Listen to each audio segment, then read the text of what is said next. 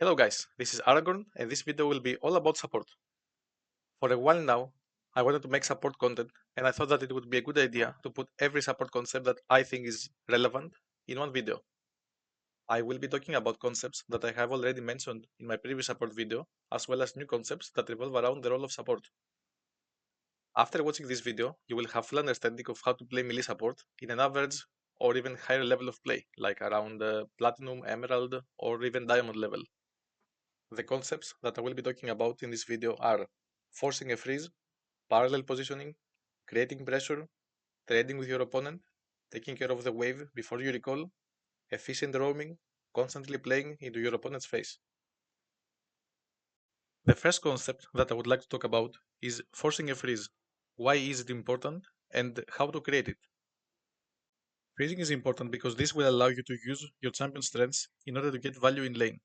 Lucian Nautilus can be considered an engaged lane. So what do they actually have? They have burst damage, they have mobility, they have crowd control. And all of these, they are things that can help you kill your opponent in lane. So what you want to do is use wave management to create a situation where it is easier for you to kill your opponent. This is called freezing. So what you can do is this. You can just make a freeze around this altitude, and then your opponent has two choices.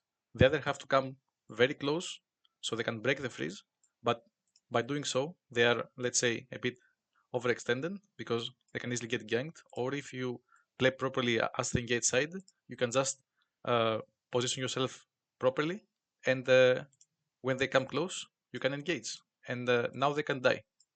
The other choice that your opponent has is to stay behind. They stay here and now they are safe because it's harder for them to get ganked. And of course, you can't really go all the way up here to engage when the wave is here. So now they are safe, but now they don't farm. And they can choose what they want to do between these two. But whatever they choose to do, this is good for you as the engaged lane because you're either making them bleed by not farming or they risk dying. And of course, if you play the engaged lane, as I said before, you have the stuff to make the kill work if you play properly. Now let's talk about how to actually create a freeze. So what you have to do is having the wave pushing towards you. So this is going to push towards blue side, and you just have to wait a bit until the wave reaches like this altitude, let's say here or here. And once it reaches here, you just have to go and thin a bit. And if you do this properly, when the wave reaches this part here, maybe you will have a freeze. And of course, once you have the freeze here, you are supposed to defend this by thinning the wave every now and then and by defending it by positioning yourself in an aggressive way, as I explained before. So in case the opponent tries to break the freeze, you are ready to fight. Here I want to mention something that is mostly uh, relevant for the high elo players or the ones that play competitive. It is the amount of minions that it requires for you to maintain a freeze, because many people think it's +4, but this is not actually the reality. The truth is that the amount of extra minions that it requires for you to maintain a freeze here, it really depends on your matchup. When the opponent sees that you have a freeze, the counterplay that they have is they have to go here and try to break the freeze. When you're trying to hit them, uh, if they stand up on top of the wave and you're trying to hit them, in case they survive, there is a chance that you have broken your own freeze. This is what people will do against you in high elo, not especially in bot lane, but also in bot lane, it is possible to happen. So you have to see how much damage you can deal, how much AoE damage you have also, and you have to figure out if by hitting them, you also break your own freeze. So for example, in matchups where you have no AoE abilities, it is possible that you can maintain the freeze by +4. But in other matchups where, let's say you have so much AoE abilities, like let's say you play Seraphine, for example, and the opponent comes here, and you just use your spells here on them when they try to break your freeze. Of course, you will destroy the wave as well. So you really have to see. This is not something that will happen often in your games because people won't really understand how to do this properly. But it is important to understand this, at least in my opinion. Okay, let's go see some gameplay examples. In this game, we are playing the engaged lane, Lucian with Nautilus, against the poke lane, which is Hui and Nami. My goal for now is to just stay parallel with Lucian, so we avoid some unnecessary trades, and at the same time I want to be applying pressure and wait for Lucian to get level 3. Once this happens, I will look for an engage. It is really important here to use these bushes to your advantage because your engage will be from fog of war, thus making it very difficult for the opponent to deal with it. What I'm also doing here is trying to move in and out of the bush. This applies a lot of pressure to Nami because it makes me very unpredictable. Like imagine a Nautilus that just walks uh, in a very passive way and is always standing very far away from you, and then at some point in the lane he's just moving very aggressively towards you. You know that the gang is coming, right? But moving like this makes the gang very unpredictable, or the engage, because Nami will never know when I will engage. No. Now level 3 is here, and I will just go. And since we're playing the engage side of the matchup, it's very easy for us to force this.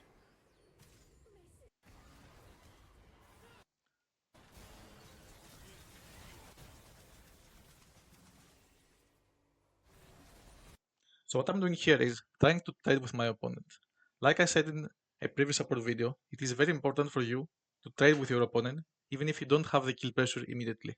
Trading will make you one step closer towards the stage where you can actually have kill pressure. Right now we're playing the engage lane, right? So if I have to trade here, and we're both losing almost the same amount of HP, this trade is beneficial for the side that actually has the kill pressure. Because then, in the next engage, it will be easier to make them die. So what is happening here is, they have a big wave, right? We're trying to thin the wave. If we successfully thin the wave, we might be able to force a freeze. The problem with freezing here, from the opponent's perspective, is that we put them in a situation where they either have to overextend to try to break the freeze, or they can just stay behind and be safe, but they also bleed out, like I explained in the previous video. I think in these cases, once you have a big wave and you can crush it, you should look to try this. I think the opponents let us get so much here by letting us thin the wave before. Now, of course, it is risky for them to continue to stay here, to let us to try to annoy us and not let us thin the wave so we can freeze, because they can also get ganked or we can engage. But you always have better chances of succeeding this if you have a big wave with you. I think the opponent could risk a bit in this situation and try to not let us have a free freeze. In any case, we managed to have the freeze. We just have to hold the wave here until our jungler comes. If our jungler comes, maybe we can still engage. So, as you can see, I'm not the best player in the game, but the intention of engaging there, once the jungler is coming, was correct.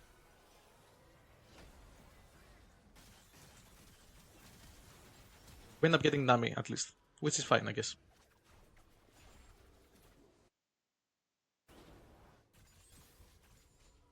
So we're about to cast a wave, and here I make a small mistake. When you are about to recall, you should make sure that, if it is possible, to have a good wave state in bot lane.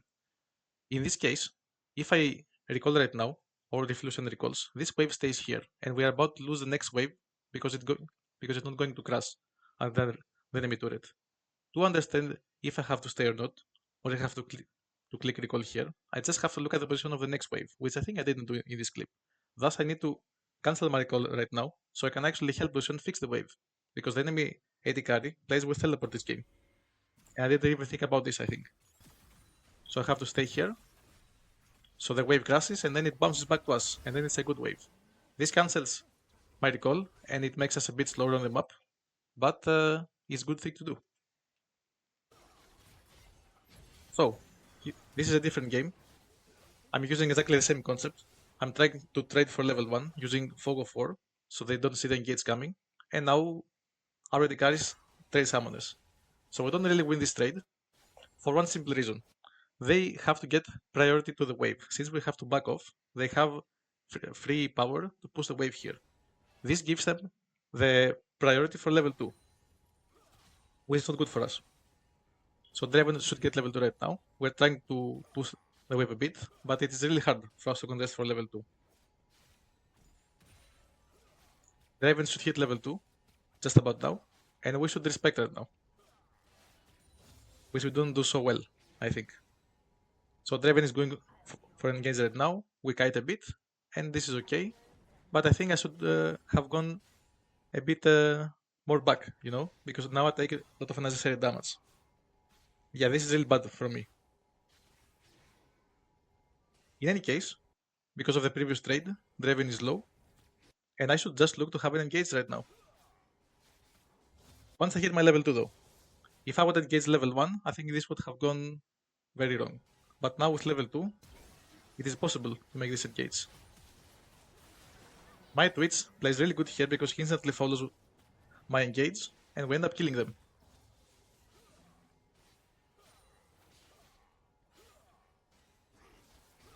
So I'm looking to get this engage here, and as you can see, it doesn't go so well. And I know that in previous videos, I talked so much about this. When you have a big wave, you should never look to force a fight and just look to accept the wave under turret. But here I'm looking for a small trade. Like I just want to do an E into W into Q into auto attack combo and then just go back. I will also take some damage, but maybe this can be a good trade. So we trade a bit here once again. Raven is a bit lower. We're just focusing on getting the remaining CS. Twitch misses a lot, actually. And the opponent is pushing once again. We have jungler coming, so I'm looking to engage here.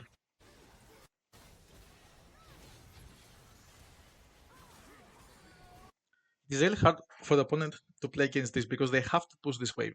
They have to push this wave so we don't freeze. But this all starts from their initial mistake of pushing this wave, as you can see. Now they cast the wave, right? We farm the wave, and next wave shall bounce towards them. So what I can do here is, in case they're afraid of jungle gang, they can just not push this wave, and this wave will be pushing towards them, and we would have to overextend them to potentially break their freeze, but they decide to push here, thus giving us the opportunity to force a freeze or at least to threaten a freeze, and we can play with jungle.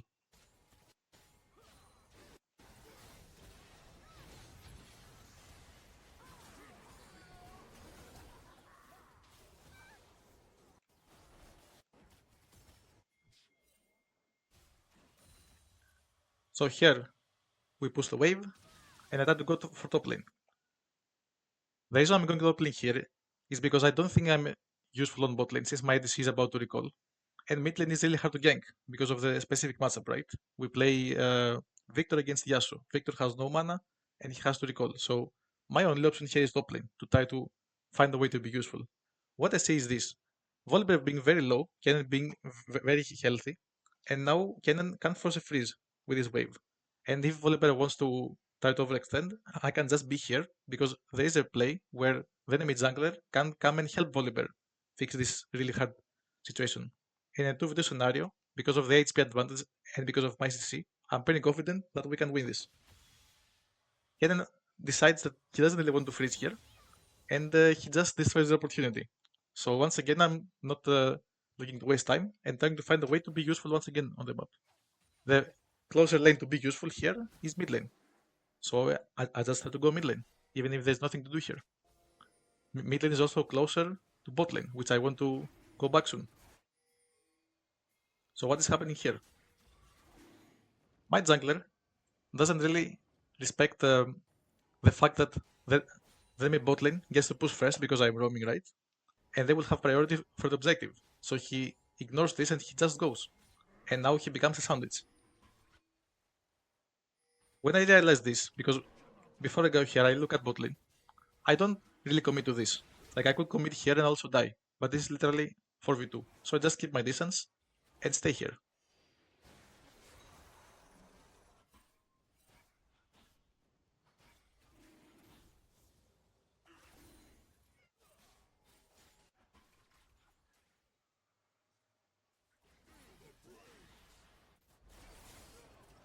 Okay, I'm not going mid lane right now.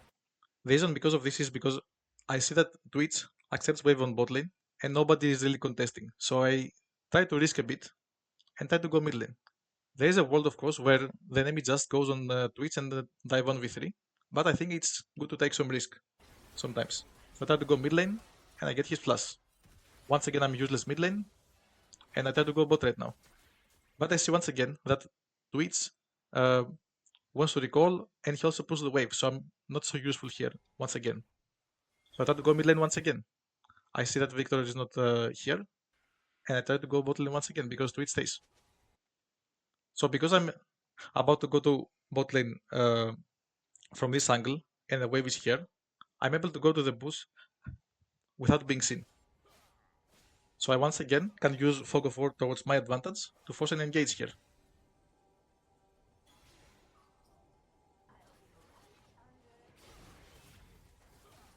As you can see, I play this really bad mechanically because I cancel my auto, and my E is also not real good. But still, using the same concept, we're trading here. When Draven will come closer right now, since I have flash, I will just use it and this will be very easy engage. Once again, you can see I'm not clean mechanically at all, but by just using simple concepts, I am able to benefit from these games.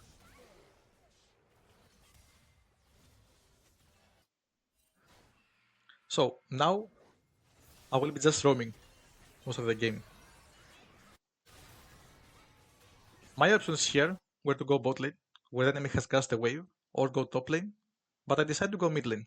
The reason behind this is it is a really good tactic as engage support to most of the times roam with your jungler. You should try to go where your jungler goes because this way you always create numbers advantages. And if you are playing a melee support with an aggressive jungler like Talon, chances of a skirmish going towards your favor are very high. So there was a fight mid lane, and we end up winning this, which is really good for us. And now I see that the enemy bot lane is very overextended, so we just try to make a play there. Now this was very easy, right? But look at what happens after, okay?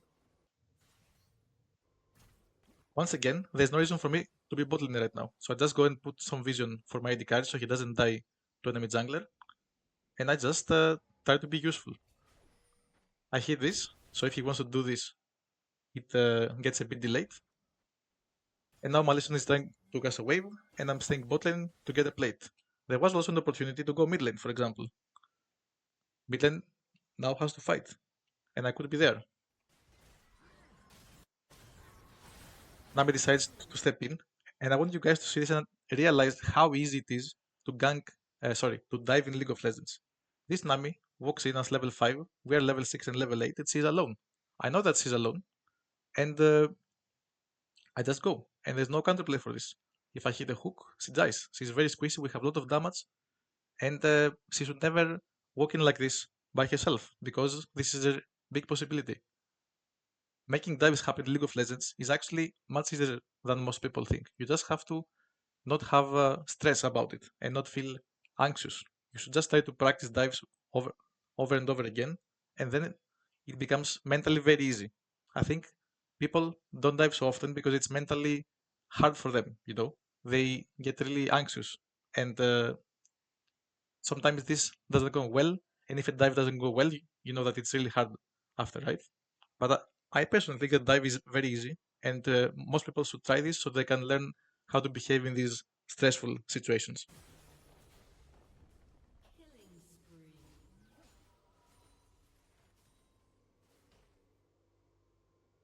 So I'm recalling my Edika is bot lane 1v1, and because of what I did before, he has full vision and he can see the enemy jungler right now. So in theory, I should not need him because also wave is pushing towards him. The only thing that the enemy can do here is that they can slow push a wave and they can dive him with jungler. But realistically, this won't happen so often in Emerald gameplay. So I decided to roam here. I could still go bot lane here, but I still want to see my options. So like I said in the previous video as well, it is really important for you to try to always go mid lane, at least at the beginning, and while you're walking towards mid lane, looking at the map to figure out what are your options, and this will eventually lead you to a correct decision most of the times, if you look at all the necessary information in every lane, so you can figure out where to actually go. So here I'm going mid lane, and I'm observing top lane, mid lane, bot lane. I see that my mid lane is here, so I try to go and help him in case. Now my jungler is also coming, and my AD carry dies to enemy jungler with 3 wards bot lane, so I can't really help him right now. I try to go mid lane once again, because my jungler is here and I see that this is the only opportunity where I can be useful. We kill the enemy support, I clear this ward, and now I try to play with my jungler. I see Hui here, so I'm trying to play on his face. I mean, This is not the best play for me, but psychologically playing into your opponent's face, especially low level of play, makes them mentally unstable, you know? Like I'm very annoying here. For sure I should not have used ulti, but I try to give him, like I try to make him, try to be on his face. So he dies here. I recall. Once again, I'm going mid lane to figure out what my options are. Once I'm mid lane, the enemy decides to engage, and I'm here. So my mid lane can play very aggressively right now. And my bot lane, my AD carry, somehow kills 1v2, and now he dies. So once again, here I'm useless. So I try to stay here with my mid lane, so he can get this turret. Enemy jungler shows in, I engage, and we kill.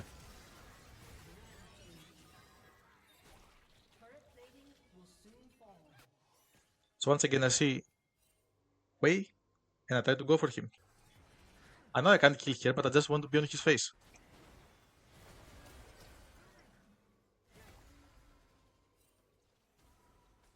And once again, now I'm just waiting for my DK to come, and I will engage. I should trade 1 for 1 here, but this is definitely worth if Lucian gets fed. Playing on your opponent's face is not easy because most of the times when you do this, you end up inting. But it is a very good skill in my opinion. Learn how to play aggressive and thus learning more about your limits.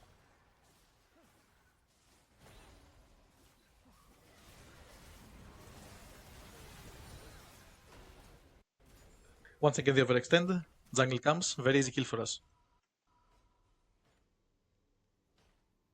And we are very ahead this game.